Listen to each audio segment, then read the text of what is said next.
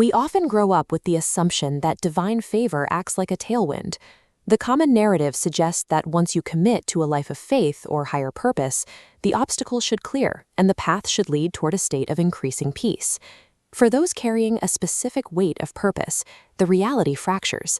The moment they step into their calling, resistance spikes. Doors that once swung open on their hinges suddenly slam shut, and foundational relationships begin to unravel without warning. This creates a grueling internal loop.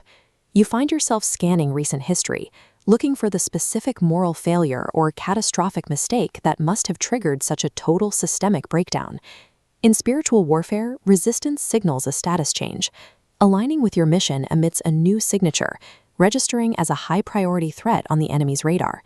Spiritual power disrupts. It attracts conflict because your existence threatens the status quo before any physical work is visible. These unexplainable setbacks serve as evidence of engagement. The breakdown confirms that your presence is now actively monitored and targeted. To navigate this, we have to analyze the specific maneuvers used in this intelligence war. The first phase of any campaign against a high-value target usually begins with psychological operations. There is a tactical necessity to targeting the mind. If the enemy cannot legally revoke a divine calling, the next best option is to sabotage the operator. The goal is to drain your emotional reserves until the mission feels too heavy to carry. This pattern appears throughout history, perhaps most clearly with the prophet Elijah. Immediately after his most significant victory, he experienced a total emotional collapse, fleeing into the desert and asking for his life to end. Sudden waves of dread, the obsessive overthinking, and unexplainable exhaustion function as deliberate drain mechanisms. They are designed to deplete your resolve before you reach your next objective. The intensity of this mental pressure reflects the perceived danger of the anointing. The more the enemy fears what you are about to do, the more resources he commits to destabilizing your internal peace. While the enemy attacks, heaven initiates its own defensive maneuvers. This often manifests as the sudden, painful loss of social circles and the narrowing of your support system. Though it feels like isolation, this process functions as a strategic quarantine.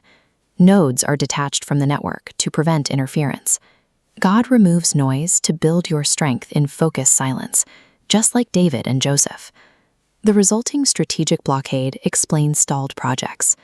Heaven blocks doors because those paths lead directly into a prepared ambush. These periods of isolation and delay ensure that you aren't promoted before the character is built to sustain it. The process prevents a premature launch from leading to a total collapse. The final phase of this process produces a specific kind of resilience, an internal, quiet sense of purpose that remains intact even under extreme duress. You find that despite the weight, you simply lack the capacity to quit. The Apostle Paul described this state as being pressed on every side by troubles, yet not crushed. It is the ability to endure the full weight of external pressure without suffering structural failure. The very fire and pressure deployed by the enemy to destroy the target are repurposed.